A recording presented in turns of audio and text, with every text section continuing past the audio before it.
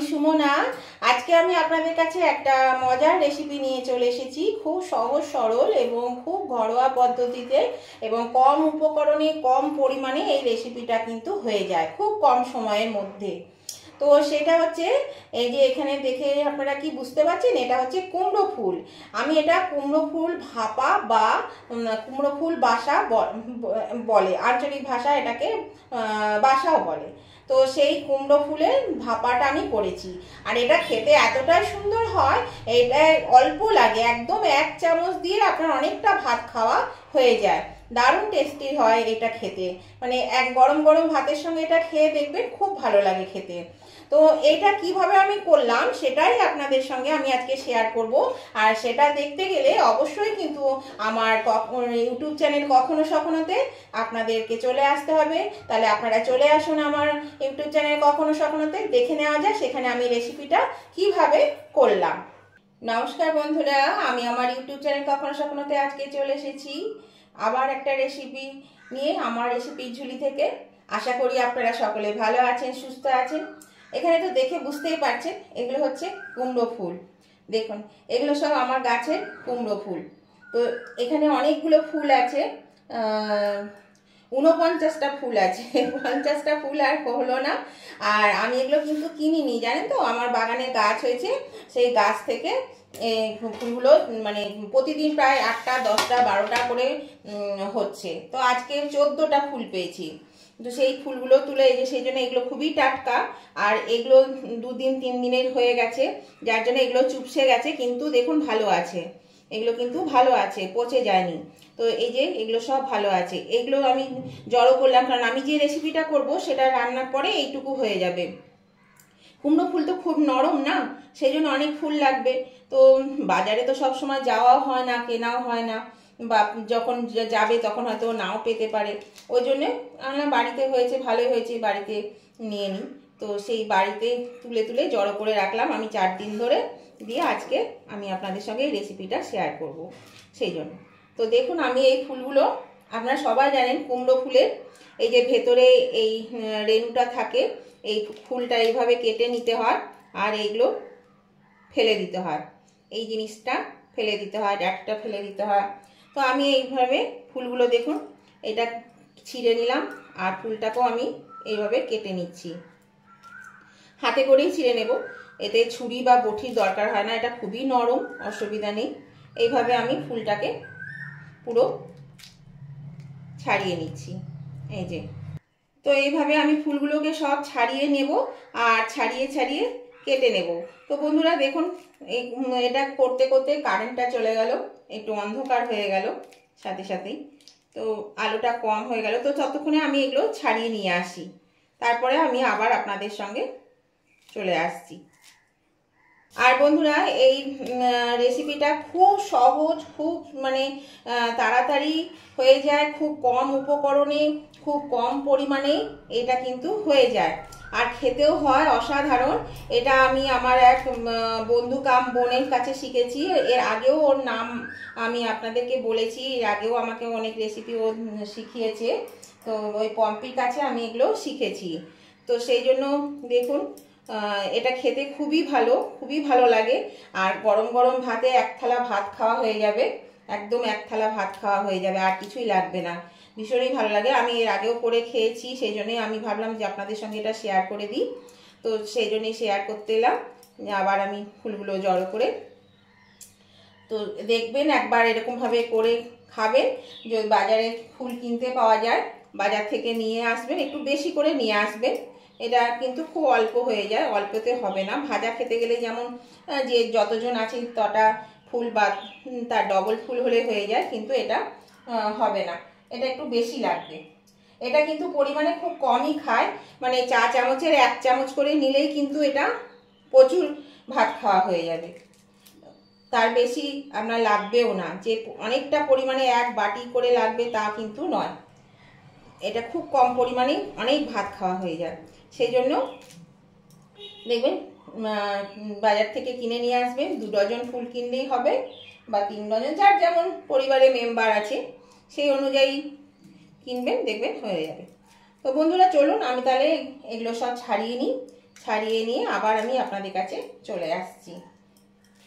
এগুলো দেখুন, আর রোজ রোজ কত ভাজা খাবো, সেই জন্য মানে এত এত ফুলে তো আর ভাজা খাওয়া সম্ভব না, রোজ খাওয়াটাও ঠিক না। আমরা তাহলে এই রেসিপিটা করে আপনাদের সঙ্গে আজকে শেয়ার করি। এর আগেও একদিন দুদিন করেছি, আবার আজকেও আমি এটা করছি। তবে এটা পাবেন হয়তো 2-4 দিন পরে, আমি করছি আজকে, পাবেন 2-4 দিন পরে। তাহলে চলুন এগুলো আমি সব ছাড়িয়ে নিয়ে আসি আগে। এই দেখুন বন্ধুরা, আমি ফুলটাকে কেটে দিয়ে ভালো করে ধুয়ে নিয়েছি। ধুয়ে নেবেন ভালো করে, দিয়ে দেখুন কতটুকু হয়েছে। দেখুন অতগুলো ফুল এইটুকু হয়েছে, এটা তো রান্নার পরে আরও এইটুকু হয়ে যাবে। তো এটা আমি এবার একটা কুকারের মধ্যে ভরে দেব। এখানে এই কুকারটার মধ্যে আমি এগুলো সব দিয়ে দিচ্ছি। ফুলগুলো সমস্ত আমি এর মধ্যে দিয়ে দিলাম। এটা কিন্তু মানে একদমই কম উপকরণে, কম পরিমাণে এটা হয়, খুব ভালো লাগে খেতে, গরম ভাতের সঙ্গে দারুণ খেতে লাগে। এটা করে খেয়ে দেখবে। তো এবার আমি এখানে দেখুন 2 টেবিল স্পুন পোস্ত বাটা নিয়েছি। এখানে 2 টেবিল স্পুন মতো পোস্ত বাটা নিয়েছি।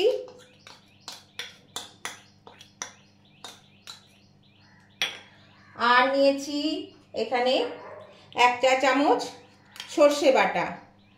এখানে যেহেতু আমার ফুলটা অনেক বেশি আছে, সেই জন্যে পরিমাণটা একটু বেশি। তা না হলে কিন্তু 1 টেবিল স্পুন, অল্প থাকলে 1 টেবিল স্পুন পোস্ত বাটা, 1/2 চা চামচ সর্ষে বাটা, আর ঝাল অনুযায়ী একটু এখানে নিয়েছি আমি 1 চা চামচ লঙ্কা বাটা। এরকম মাপটা নিজেদেরকে ঠিক করে দিতে হবে। এবার দেব পরিমাণ মতো নুন, আর এইটা আমার যে বন্ধু শিখিয়েছে, ওদের আঞ্চলিক ভাষায় নাকি এটাকে বলে কুমড়ো ফুলের বসা, আর এটা ভাপাও বলতে পারেন, আবার বসাও বলতে পারেন। এই আমার মশলা দেওয়া হয়ে গেল। আর এখানে এই যে 2টো বড় লঙ্কা নিয়েছি, 2টো লঙ্কাকে আমি ফাটিয়ে দিয়ে দিচ্ছি। আর দেব একটু সর্ষের তেল। এবার আমি এটা ভালো করে মাখিয়ে নিচ্ছি। এর মধ্যে কিন্তু জল দেওয়ার দরকার নেই, একদমই জল এতে পড়বে না, খুব কম একটু জল আমি দেব, পরে আপনাদেরকে দেখাচ্ছি। এটা আগে মাখিয়ে নিই ভালো করে, তারপরে দেখাচ্ছি।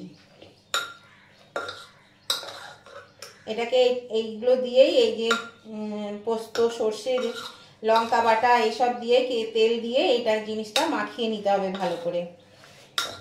এটা হাতে করেও মাখাতে পারেন, আবার চামচে করেও কিন্তু মাখাতে পারেন। আমি হাতে করেই না মাখিয়ে চামচে করেই মাখাচ্ছি। দেখুন এখনই মাখাতে মাখাতে কি সুন্দর একটা গন্ধ বেরোচ্ছে। দেখুন কতটুকু হয়ে গেল মাখাতে মাখাতে, কি আশ্চর্য, ফুলটা কতটুকু হয়ে গেল দেখুন। তাহলে রান্না করলে কতটুকু হয়ে যাবে বুঝতে পারছেন তো। এত একদম ভর্তি ছিল কুকারটা, দেখুন কোথায় তলে পড়ে গেল, একবারে তলে পড়ে গেল। এই দেখুন কতটুকু হয়ে গেল। এটা এই 1 চা চামচ করে খেলেই হয়, এটা বেশি লাগে না, খুব কম লাগে, একদম কম লাগে। দেখুন আমার কথা বলতে বলতে মাখানো হয়ে গেল বন্ধুরা। এবার আমি এর মধ্যে দিয়ে দিচ্ছি জল। কতটা জল দেব সেটাই আপনাদের দেখায়। এই দেখুন এই চামচে 1 চামচ মতন জল, এটা ধুয়ে এই যে ব্যাস এইটুকু আমি জল দিলাম। এই দেখুন বন্ধুরা, এটা মাখিয়েছি আর কতটুকু জল দিয়েছি, কিন্তু নুন দেওয়া আছে ফুল, সেই জন্য দেখুন জলটাও ছেড়ে দিয়েছে। এবার আমি এর মধ্যে দিয়ে দিচ্ছি একটু কাঁচা সর্ষের তেল। এই সর্ষের তেলটা একটু বেশি পরিমাণে দেবেন, তাহলে কিন্তু একটু এটা খেতে ভালো লাগবে। এই যে একটু সর্ষের তেল দিয়ে দিলাম, প্রায় 1 টেবিল স্পুন মতো। এবার আমি এটা ঢাকা দিয়ে একটা সিটি দিয়ে সেদ্ধ করে নেব, বা 2টো পড়তে পড়তে আমি এটা অফ করে দেব।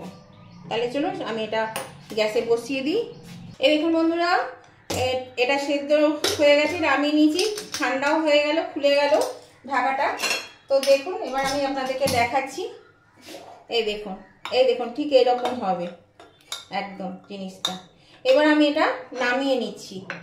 একটা সার্ভিসিং প্লেটে আমি এটা নামিয়ে নিচ্ছি। দেখুন কত সুন্দর স্মেল বেরিয়েছে, জানেন, দারুণ লাগছে।